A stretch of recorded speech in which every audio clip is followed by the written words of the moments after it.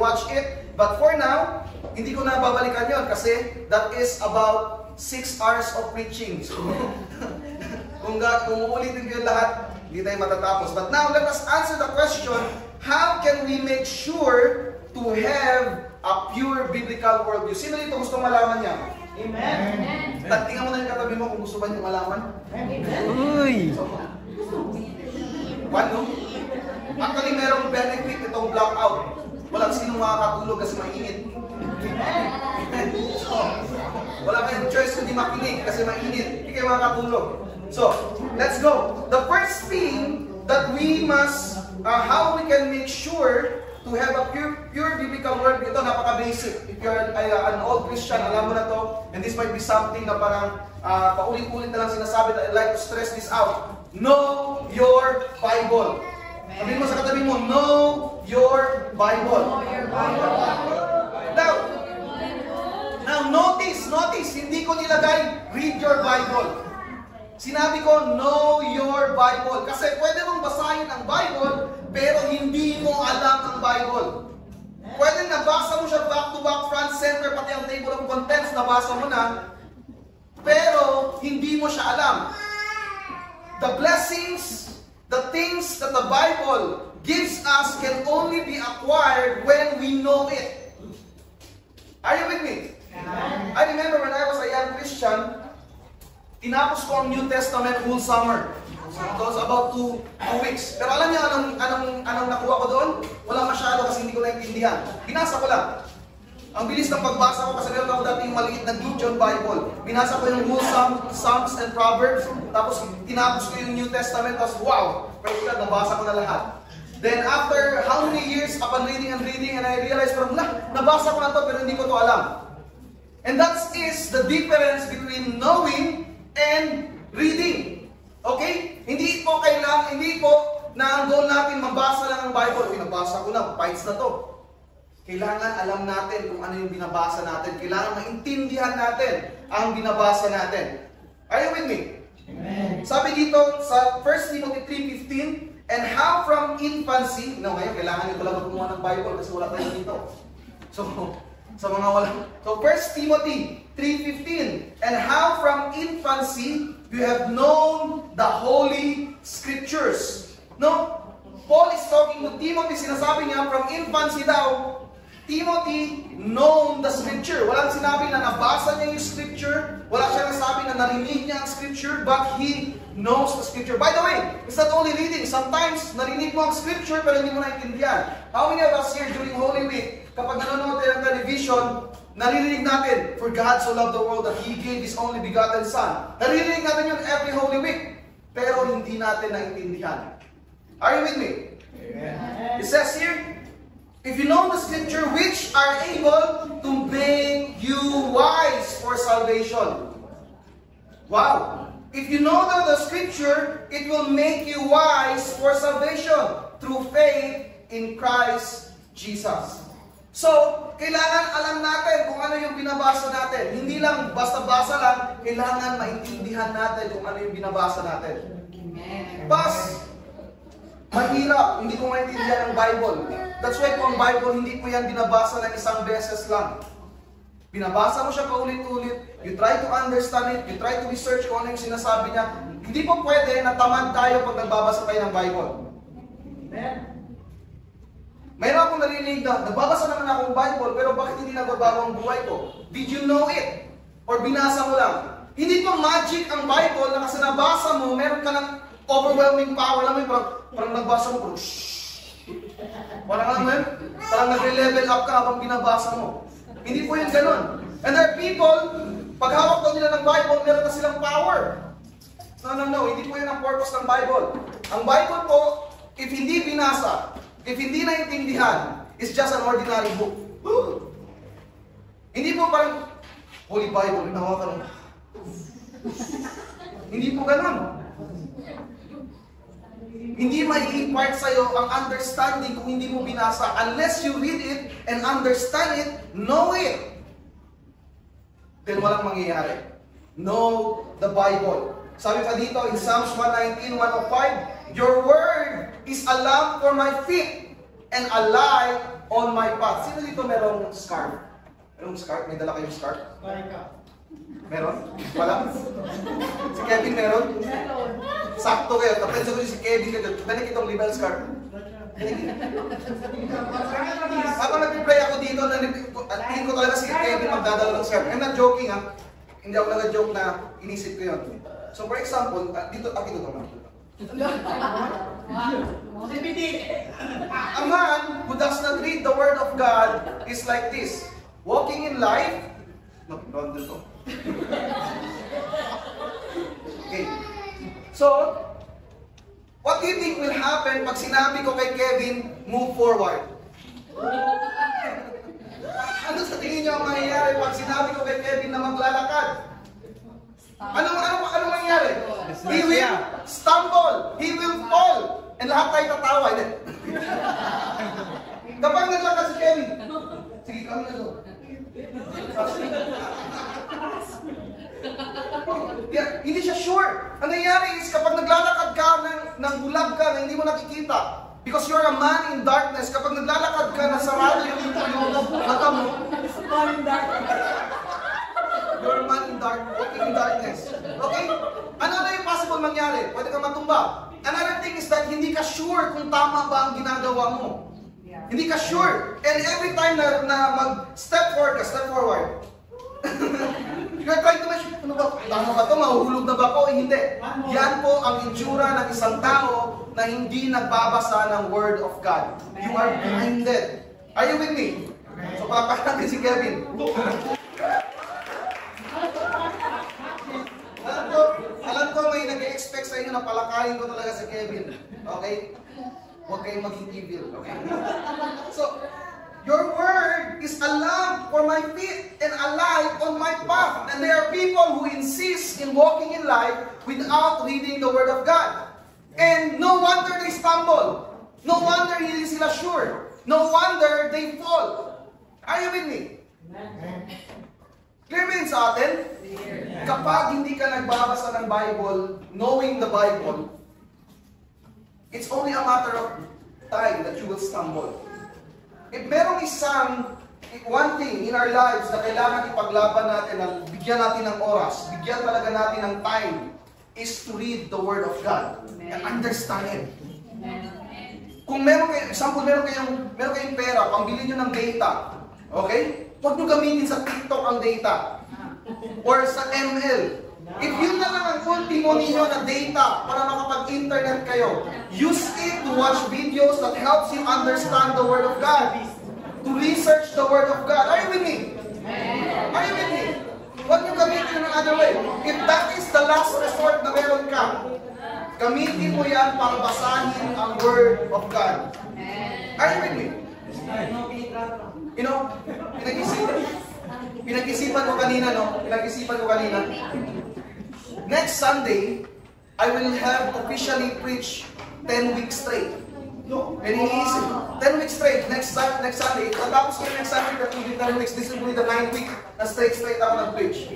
And I was thinking, ano kaya natutunan ko dito sa 10 weeks na ito? And I realized one thing, is that I will not be able to do this if throughout those years wherein I am living for the Lord, hindi ako nagbabasa ng Word of God. The reason why I'm able to produce itong mga preachings na ito is not because parang whole week talaga ako nag-iisip ng ganyan and on. Wala akong magagawa na iba. The reason why hindi kailangan mag-compromise ako in other things like pag-alaga sa bata and be with my wife and all other things na kailangan kong gawin, earning money for us is. And while doing itong preaching na ito is because throughout my life, little by little, I try to understand the Word of God. Lahat ng tinuturo ko sa inyo dito is that something na nalaman ko lang this week. This has been a deposit every single day of my life. Are you with me? And ganun din po. Tayo kasi, nagbabasa tayo ng Bible kasi meron tayong problema. Basta talaga ako ng Bible, grabe na ang problema ko. Mag-pray na talaga ako kasi grabe na ang problema ko. No. Kailangan po, nagbabasa tayo ng Bible kahit wala pa tayong problema. And sometimes, no, kasi ganito kasi tayo mag-approach ng Bible. Nagbabasa tayo ng Bible kasi naghahanap tayo ng something that is relevant sa atin. Parang ito yung pinagdadaanan ko ngayon, Lord. Lord, bigyan mo ako ng word sa pinagdadaanan ko ngayon. I'll give you testimony. Guys, tanggalin niyo yan sa mind ninyo. Because you need to read the Word of God, and every knowledge that you get from the Word of God, even if it is relevant right now sa situation mo, is something na dapat i-deposit mo sa heart mo. Naintindihan mo yun natin? Parang hindi ako naintindihan. Ganito kasi yan. Example, broken ka. So maghahanap ka ngayon ng verses in the Bible, parang yun talaga yung gusto mong mabasa. About brokenness talaga. Kasi ito yung season ko ngayon. And kapag hindi mo yung nakita, wala kang nabasa na verse that is relevant sa pinagdadaanan mo ngayon. Ganito pa talagang ginagawa, Bible. No! Tapos hindi siya related. Lord, di mo akong kinakausap. Chamba. Parang bintot-bintot. No. In my experience, no, hindi kailangan na kung ano yung pinagdadaanan mo, yung right away ang binabasa mo. Basa lang ng Bible. And sometimes, you learn something from the Word of God that is not related sa pinagdadaanan mo. Wow, maganda siya. I-deposit it. But that knowledge na nakuha mo that is not related will lead to the answer na pinag-pray mo. Are you with me? So, tanggalin natin yun sa perspective natin na kung saan magbasa lang tayo ng Bible based sa ating experiences, based sa ating pinagdadaanan. Are you with me? Parang paano bumalik tayo sa ancient Egypt? Nakikita niyo sa mga movie, may malaking Bible.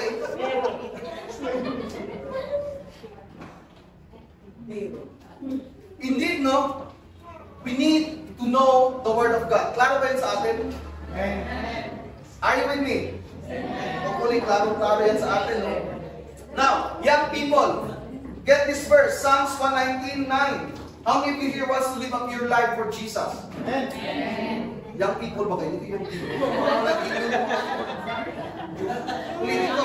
Kung saan kayo marinig yung mga young people, yung mga youth? Do you want to live a life of purity for Christ? Amen. Pero pala ako narinig na hindi young people. Gusto ko yung young people lang yung marinig ko. Do you want to live a life of purity for Christ? Amen. Meron talaga ibang pa yun. It says here in Psalms 119:9, how can a young person stay on the path of purity? By living according to your word. Amen. How can you stay on the path of purity? By living according to your word. Brothers and sisters, kailangan alam natin ang Bible. Now, I understand na sometimes the Bible is difficult to understand. But that is actually the work of your disciples and eventually of me as your pastor. Kung meron mga hindi clear and gusto nyo ng clarity, gusto nyo maintindihan and all, you can approach your disciples. Bigyan nyo sila ng trabaho. Are you with me? Magtanong kayo. Huwag kayong matakot na magtanong kung meron kayong mga things na hindi nyo naintindihan. Amen ba mga disciples? Amen. It's normal. Kahit ako nung nag-start ako magbasa ng Bible, hindi ko maintindihan lahat. Lalo na pag nung binasa ko una yung Romans, bakit circumcision ang pinag-uusapan dito? Anong ibig sabihin dito? Romans chapter 2, chapter 3, it's weird.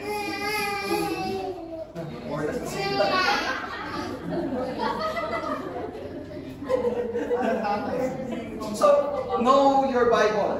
Again, sabihin mo sa sarili mo, know your Bible. Sino dito wala pang Bible? Joshua. When I was a young Christian, ang una na binili ko as investment para sa sarili ko is the Word of God, Bible. Alam niyo po, yung NIV, yung mga Bible ngayon lang, actually before mas mahal pa. Dati, bumili ako ng Bible that is 300 plus. Ngayon may mga Bible na lang na 170, 180, 200, gano'n. Mga Bible na yun siya. And kung ayaw nyo pa rin talaga gumastos, may mga libre na app. Wherein you can put it in your cell phone and read it. Are you with me? Amen. So, clear ba sa atin na kailangan we know the Bible? Amen. So dapat, ngayon lahat na nagbabasa ng Bible and trying to know it. Amen. So, saan ako magsimula? Huwag kang magsimula sa Old Testament kasi malilito ka. And sasakit ang puso at ang ulo mo. Mag-start ka sa New Testament. Okay, start with the Gospel. Okay, Matthew, Mark, Luke, and John. Then, work yourself to the epistles. Then, wag mo na basahin ang Revelations. Okay? Intindihin mo yung New Testament. Then, kung meron ka mga question, kausapin mo yung mga disciples ninyo on what it means. Anong sinasabi dito? Hindi ko maintindihan. Are you with me? Amen. Number 2, not only know your Bible, you need to kneel in prayer. Sa dami-dami ng mga maling turo ngayon, prayer is very powerful weapon na meron ka to guard yourself against all this false teaching. Yeah. If hindi ka nag-pray, madali ka talaga madala. Here's the thing about yung mga worldview na pinag-usapan natin. It appeals to the heart, the wicked heart of man. That's why appealing siya. That's why maraming nagpo-fall. Maraming nagpo-fall sa New Age spirituality because it's about us being united with the universe. At pag united sa universe, we can work out our reality. Parang we can command the universe to do it para maging mayaman tayo and all. We talk about in science. Walang real morality. Basta scientific lang siya, fights na yun. It appeals to our wicked heart, to our wicked mind. So, ang sabi pa dito in James 1:14-15, but each one is tempted when he is lured and enticed by his own desires. So, ang temptation daw natin is galing sa ating desires, sa ating we are lured and enticed by our own desires. Then when these desires conceives, it gives birth to sin. And when sin is full grown, it gives birth to death. So, meron tayong mga desire in our lives, and if wala tayong prayer, itong mga desire natin will overwhelm us, will eat us, and madali tayong mahulog sa iba't ibang mga non-Christian, non-biblical worldview. Nagets ba yun natin? Amen. Sabi pa dito in 1 John 2:16, for everything in the world, the lust of the flesh, the lust of the eyes, and the pride of life comes not from the Father, but from the world. So, yung lust, yung desire na meron tayo, yung mga gusto natin dito sa buhay, is galing from the world. And this is actually the selling point of every worldview that is non-Christian. It appeals to our desires sa lust ng ating heart. Clear ba yun sa atin? Amen. So, how should we combat this? Through prayer. Sabi pa ni Jesus in Matthew 26:41, stay awake and pray that you will not fall into temptation. Ano daw? Stay awake and pray that you will not fall into temptation. The spirit is willing, but the flesh is weak. And this is a very important point in Jesus. The spirit is willing, but the flesh is weak. The reason why maraming ayaw mag-pray kasi they don't feel it. And can I say something about that? Normal po yun, ayaw ng katawan mo ang mag-pray. Because your flesh is of the world. Normal po yun na parang ayaw ng katawan mo na mag-pray. But you need to listen to the desire inside. The spiritual desire inside. To pray. Are you with me? Amen. So kapag hindi tayo nagpe-pray, then we are open for temptation. We are open for all the teachings of the world. Clear ba yun sa atin? Amen. So, mawawala yung protection natin. And ito prayer gives us discernment. Ano ba yung discernment? Makita kagad natin kung ano yung mali na tinuturo sa isang worldview. Makita kagad natin kung ano yung mga dapat na baguhin natin. Are you with me? If nagpe-pray tayo. If hindi tayo nagpe-pray, then we are going to fall unto that. So, how do we start praying? Especially if you're a young Christian. How do you start praying? Ito po talaga ang way para matuto tayo mag-pray. You need to be with people who prays. Sometimes, kailangan mo lang gayahin na yung mga sinasabi nila. Kapag hindi ka nag-fellowship with people who pray, hindi ka rin matututo kung paano mag-pray. Ako personally, I learned praying through the prayer meeting. When I started in my walk with the Lord, sabi nila, mag-pray daw. So, punta ko mag-pray. O, sa Galiobla. Sabi nila sa Abla. But then, I attended prayer meeting. Narinig ko sila paano mag-pray. Ganito pala. Okay? Ito. Then I learned the Word of God in combination. Then I started learning to pray. Amen. In fact, you will learn the same way to pray kung sino yung pinakikinggan mo. Kung sino yung kasama mo palagi mag-pray, mabilis ka rin mag-pray. If you're praying with someone na mabagal mag-pray, mabagal ka rin mag-pray. If you're with someone na napakalalim na mga words na ginagamit pag mag-pray, malalim ka rin mag-pray. Oh, graceful Father in heaven, you are lofty. Ganon. Parang, kuya mo man, parang, marinig mo, isang serving ka, parang, we invoke your presence. What? Invoke? Anong ibig sabihin nun? Ganun, no? So, brothers and sisters, kailangan matuto tayo mag-pray. And how do we know how to pray is when we attend prayer meetings. Gatherings na kung saan we are praying with each other. Amen.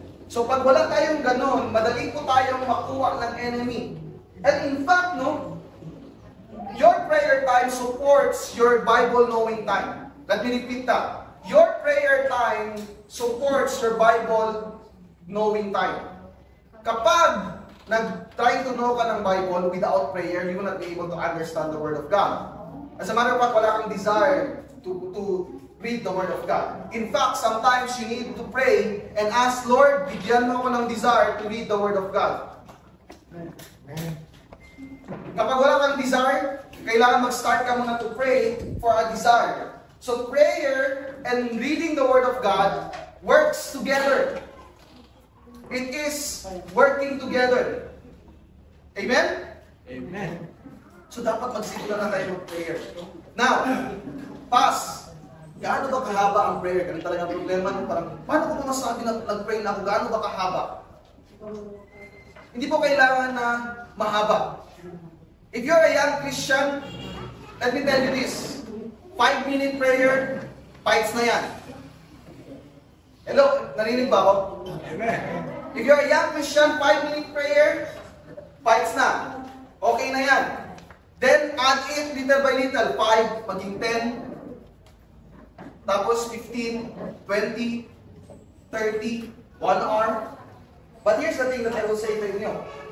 If you've been an old Christian for many years, minimum dapat 1 hour. Hello?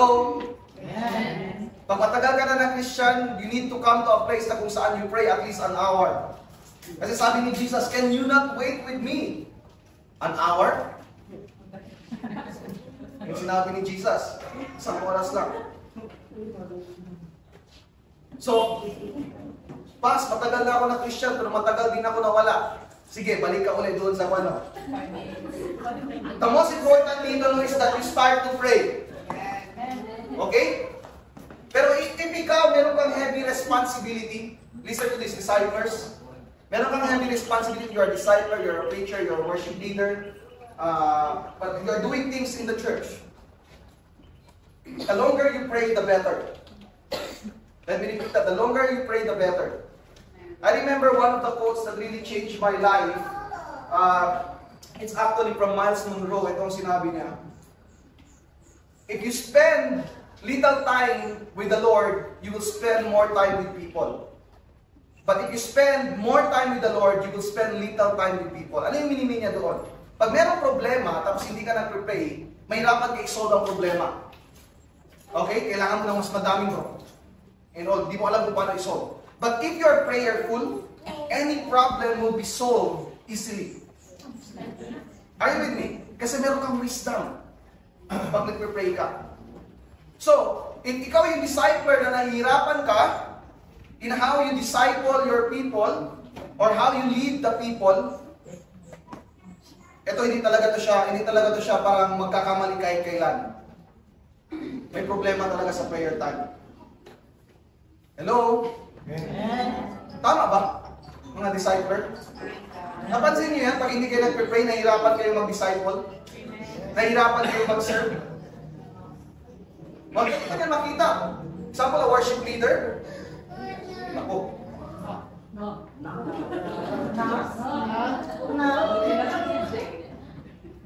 Hindi to si AJ ha? Kasi si AJ lang rin ngayon, baka isip nyo si AJ ito. But in general, okay, in general lang. In general, kapag isang worship leader, paglabas pa lang niya, parang may, mapansin mo to, parang may bigat ka agad. Ibig sabihin, nagpe-pray talaga ang worship leader na yan. Pero alam niyo, parang patapos na lang yung mga kanta, wala pa rin. Parang tapos magkakamali-kamali, ganyan. May problema sa prayer. Are you with me? Clear ba yun sa atin? So we need to pray. Learn to pray. If there's one thing that you need to prioritize this week is know your Bible and live in prayer. Sino dito nahihirapan mag-pray? Huwag itaas ang kamay. Okay, eto. Sino dito yung nagpe-pray talaga every day? Taas ang kamay. Meron ba? So, that's okay kung hindi ganun kadami, but kailangan dumating tayo doon. Let's make a deal, brothers and sisters. Gusto ko, I will ask this again in our anniversary. Siguro, may the Lord remind me. And when I ask it, dapat lahat nakataas ng kamay na nagpe-pray every day. Amen. Amen. Amen. Do we have a deal? Amen. Hello? Amen. So, in our anniversary, by God's grace, the Lord will remind me, and I know some of you will try to not remind me. I will ask again, sino dito ang nagpe-pray every day? Hopefully, lahat nagtataas ng kamay. Amen. Remember ko lahat ng mga mukha ninyo. Sino-sino yung nandito? Need to pray. Sabihin mo sa katabi mo, you need to pray.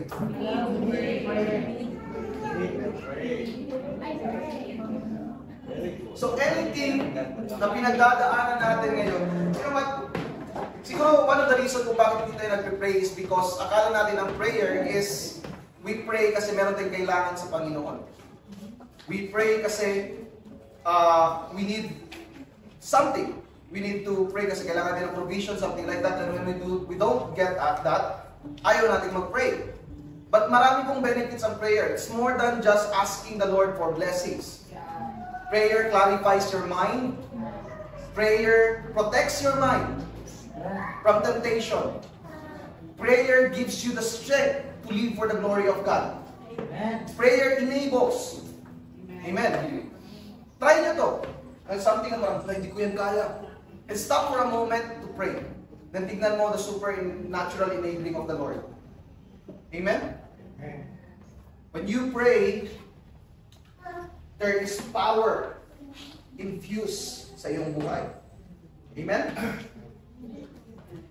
Lastly, not only know your Bible, kneel in prayer, ito, keep healthy circle. Keep healthy circle. Anong meaning nito? Kung sino yung mga kasama mo, dapat they have the same worldview with you. Christian worldview. Sabi pa dito in 1 Corinthians 15:33, do not be misled. Young people, listen to this. Do not be misled. Bad company corrupts good character.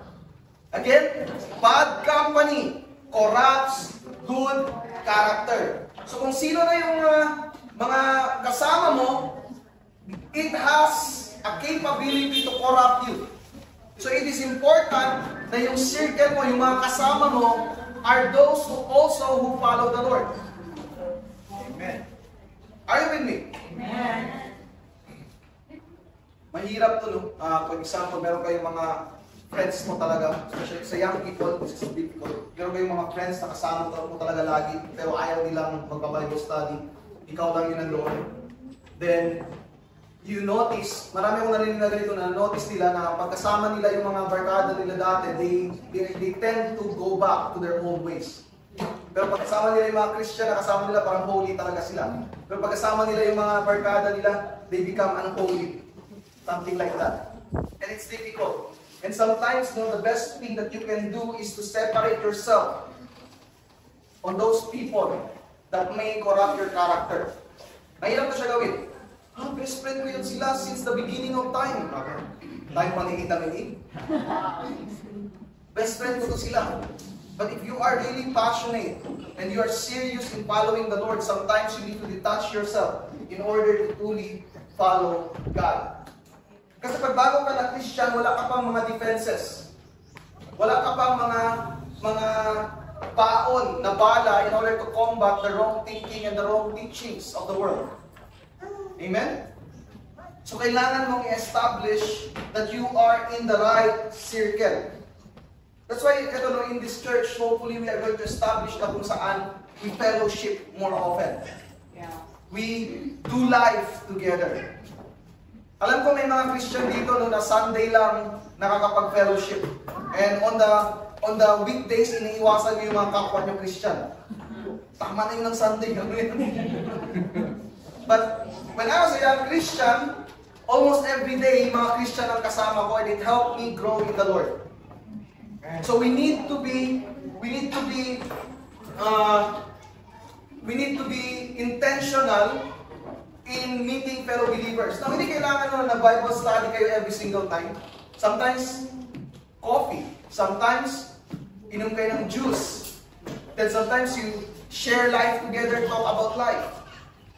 And blessed is the one na merong mga people wherein they invite you with them. Mayroon akong nakausap this week. Sabi niya sa akin, gusto niya mag-fellowship pero walang nag-i-invite daw sa kanya. Mag-fellowship.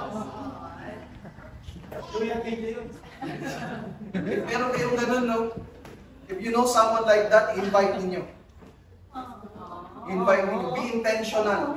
You know what? Kasi dito sa church na ito, mayroon akong pansin. May mga grupo-grupo. Alam mo yun, kayo palagi magkasama. Now, there's nothing wrong with that, no? But meron akong challenge sa mga grupo-grupo na yan. Okay? Invite someone na hindi kasama sa grupo ninyo, na napapansin ninyo na parang palaging others. Hello? Invite ninyo. Invite ninyo. Napansin ninyo na parang, alam niyo yun? Kasi ganito kasi nangyayari. Wait, hindi ka mo anda? Punta ka mo, hindi pa ka mo bulbe? Okay, anda na kita liya, anda kita palayan, anda kita aki, anda kita liya. Then magkasama kayo, forever and ever, kayo lang palagi. Okay lang man yun, pero, ito challenge ko sa inyo, be Christians, be loving Christians. Ito ang gawin ninyo, invite kayo ng someone na loner. Ilibre ninyo. Wow! Loner ako!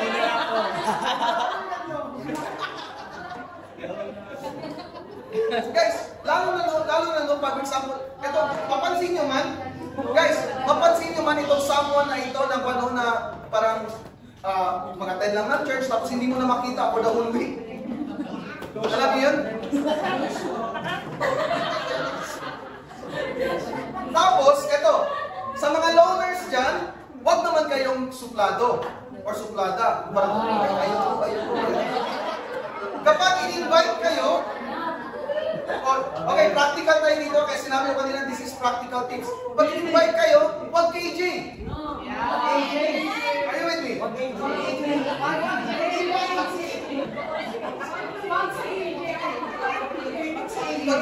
kayo, huwag KJ. Sumama. Amen? Sabi nyo kaagad, wala akong pera pero sasama ako pag libre.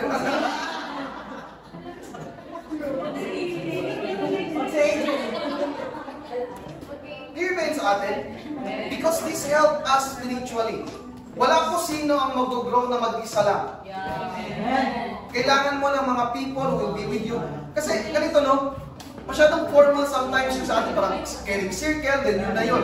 Dapat din meron mga times na kung saan you just talk about things, parang ganon, and all. And sometimes this can be awkward kasi parang, especially meron ka ng mga group of people, comfortable ka na with them. Tapos ayaw mo magdagdag ng iba kasi baka maging awkward. Pero as Christians, we need to take the risk. to bear the failings or bear the awkwardness of our brothers and sisters, to help them grow. Clear ba yun sa atin? Sabi pa dito, I like to share itong verse na ito, 1 Timothy 3:15. In case I am delayed, to let you know how people ought to conduct themselves in the household of God, because it is the church of the living God, the support and the bulwark of truth. So the church daw is the support and the bulwark of truth. Alam niyo ang bulwark? Bulwark actually is, in our terms, is parang bracing yan siya. Kalso ba? Parang kalso yan siya. Alam niyo yan, parang, yan, beam. Kaya yung mga diagonal na bracing man ang tawag dyan sa engineering term. Ang Old English niya is bulwark. Okay? Bulwark yan siya. Or it's like a defense. Now, the church is the supporters, the guardians of truth. Sa church mo, makikita kung ano yung totoo. So, kung meron kang mga fellowship na kung saan na un-Christian, mahirapan ka to be in the truth. Kung sa church makikita mo ang truth, then saan ka dapat ang fellowship? Sa church. Amen? Now, let me just share itong text na ito kasi this is an interesting text. I didn't know that I would need itong text na ito, but that's why I'm so happy to use this. Kasi I was browsing sa Facebook and nag-come up itong text na ito wherein it is being used to criticize sola scriptura. It is being criticized. Accordingly, because of this text, sola scriptura is not true. Ano ba yung sola scriptura? Scripture alone is the final source or the sole infallible rule of faith and practice. That is sola scriptura. So, the R.C. Priest says that because of this text, it nullifies sola scriptura. Kasi nga daw, the church is, kasi in other translation, it says, the church is the pillar and foundation of truth. So, kailangan natin i-share to make it clear. Pillar and foundation of truth. So, if ang church is ang pillar and foundation of truth, the church daw is the source of all truth. So, hindi ang Bible. Sige, nasabi, no? So, ang pillar and foundation of truth daw is the church, not the Bible. Now, let us clarify ito, no? Kasi this is being used to teach na hindi nga daw ang Bible ang pillar and foundation of truth. Now, the word foundation is a very interesting word in how it was translated ang Greek term. Kasi pag sinabi foundation, parang yun talaga, no? Parang ikaw talaga yun, kasi foundation nga ang church. So, ibig sabihin, dyan nangyayari yan ang source of truth, basically. So, ang church pala. And they interpret this as the RC Church is the ultimate church. Parang sila, in relation, parang sila lang yung totoong church because they are the pillar and foundation of truth. Now, that interpretation is wrong in two sense. First is philosophical sense, then second is exegetical sense. Parang malalim. Philosophical meaning through logic, logically speaking, mali ang ganung klaseng argumentation. Second, exegetical, ibig sabihin kung paano ang totoong interpretation ng text. Yun lang yung minimin ko doon. Parang masyadong malalim, pero yun lang po ang minimin. So, philosophical, sinasabi niya na because of this text, sola scriptura is not true. But you are using the Bible to prove your point. So, that is circular reasoning. So, pag sinabi mo na walang authority ang scripture at ang church ang may authority, pero kinuha mo yung authority ng church from the scripture, that is logically incoherent. Are you with me? Amen. Hindi mo pwedeng i-claim yung authority ng something that you destroyed. So, that is wrong philosophically. Now, exegetically, they are wrong because the word foundation in Greek is not yung word na foundation. It is actually talking about support. Okay?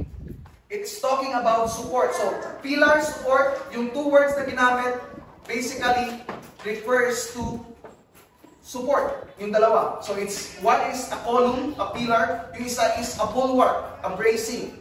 So, basically, the function of the church is to guard the truth. The function of the church is to be the one who shares the truth to the world. Are you with me? They possess the truth, but the truth is found in the Word of God. Now, saan ba? Now, going back sa ating preaching dito, hindi ko nababasahin yung nilagay ko dito, but that's basically it. Because of the Greek word na ginamit, it's incoherent to the interpretation that the church is the foundation of truth. The church is the pillar and the bulwark, basically supporting the truth. It supports the truth. They're the one who shares the truth. Clear ba yun sa atin? So, balik tayo sa ating preaching. The church is the guardian of truth. Siya yung may possessors of truth and able to interpret the Word of God. So, saan ka dapat mag-fellowship? Saan ka dapat mag-keep ng circle, biblical circle? With the people within the church. Are you with me? So, brothers and sisters, in this church, meron tayong tinatawag na caring circle. Meron tayong tinatawag na discipleship. Mag-join kayo doon. Hello?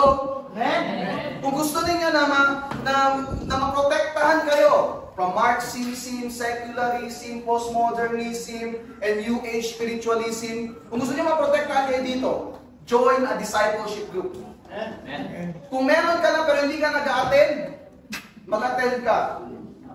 Are you with me? Kung wala pa, approach any leader dito. Are you with me? Approach any leader, then you can have itong gathering. Huwag po tumakas. Huwag po tumakas kasi mag-gather na. Amen? Huwag po tumakas. Use it. It's a beautiful thing. Hindi ko maintindihan yung mga tao na ayaw mag-fellowship. Because it is actually a beautiful thing. May mga tao who cares for you. Ayaw mo yun? Gusto ko mag-isa lang ako. No. You need to find a biblical circle that you can learn from. Another thing na I'd like to emphasize dito, in connection sa ating first point, yung knowing your Bible, it is through the caring circle na mas makilala mo pa more ang Bible. Kasi nga, sabi ko kanina, na sometimes, pag nagbabasa ka ng Bible, hindi mo maintindihan. Through the caring circle, you can clarify. You can ask question, then you can talk about it. Are you with me? Clear ba yun? You can talk about and ma-discuss niyo yan. Another thing is that, kasi nasa 21st century tayo ngayon, another circle that you can have is itong mga, yung mga good teachers online. Okay? Kung meron kang mga kilala na good teachers online, you listen to them. That is like parang your virtual circle. Okay? So, ako personally, I listen to a lot of preachings. I listen to a lot of teachers and try to understand ano yung tinuturo nila and incorporate kung ano yung mga nakikita ko that are consistent to the Word of God. So, if you want to learn more, you find virtual circle as well. So, the point here is that hindi ka mag-grow unless you are in the right circle. Amen? Amen? So, para maprotektahan ka in any worldview na discuss natin, makatakot na yung mga worldviews na yun. They are anti-Christian basically. They are opposite to what Christianity is teaching. So, you need to know the Bible. Amen? You need to kneel in prayer. And you need to keep healthy circle. Amen? So, para hindi ka malagyan ng yeast ng world. Hindi ka malagyan ng leaven ng world. But here's the thing. There is na-mention ko ito kanina, there is an opposite yeast. Hindi po tayo dapat na maging dough na naghihintay lang na matamaan ng yeast ng mundo. Dapat tayo ang maging yeast. And yung mundo yung maging dough. Sabi pa dito ni Jesus, as we end this in Matthew 13:33, He told them another parable. The kingdom of heaven is like yeast that a woman took and mixed with 3 measures of flour until all the dough had risen. So, instead na tayo yung maging dough to receive the yeast of the world, tayo yung maging yeast. We share the gospel. We share the good news of salvation unto the world. We are the one who will spread the gospel of the Lord Jesus Christ. Amen? Huwag maging dough. Ano ba yung dough? Harina ba? Okay? Huwag maging harina. Maging yeast. Kayo yung mag-release and share the gospel to the world. Amen? Clear ba yun sa atin? So with that, my prayer is that lahat tayo dito maging safe from unbiblical worldview. So alam nyo na, ano yung dapat yung gawin? Know your Bible, kneel in prayer, and keep healthy circle. Amen? So ano yung in-expect natin dito?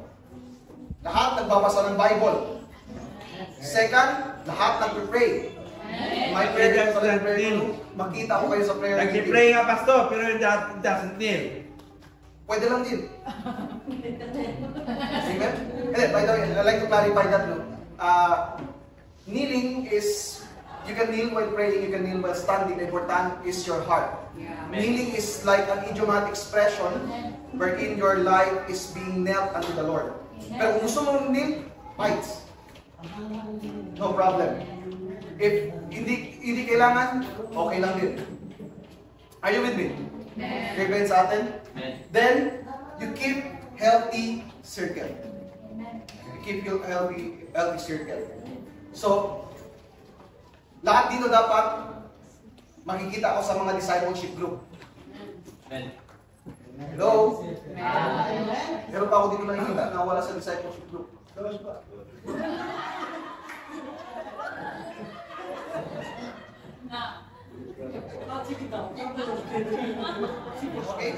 Okay, guys. Brothers and sisters, importante ito na we keep it so that our lives will be totally obedient to the Word of God. Okay? So, carry circle, prayer meeting, Bible reading, very important. Very important.